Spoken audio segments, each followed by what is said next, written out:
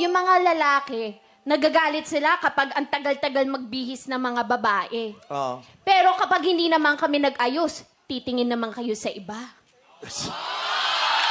I Promise promise Daddy Daddy that that I will not I will not have have a boyfriend. no.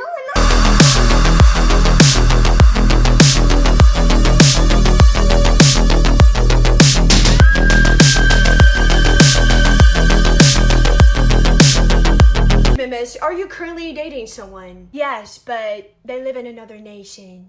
What nation? My imagination. Mental hospital, hello? Hello, miss. Pwede mangutana? Napay pasyente ang room 308? Hala, wala na ra ba kay nakaikyas? Nga naman di ay. Ah, wala. Kanang ako lang yung gisiguro ba kung nakagawas na bagid ko diha.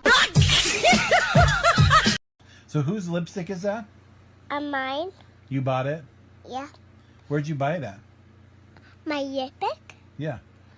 I buy it from Home Depot.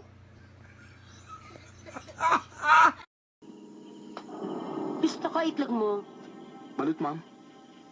Gusto ko itlog mo. Sa asawa ko ito eh.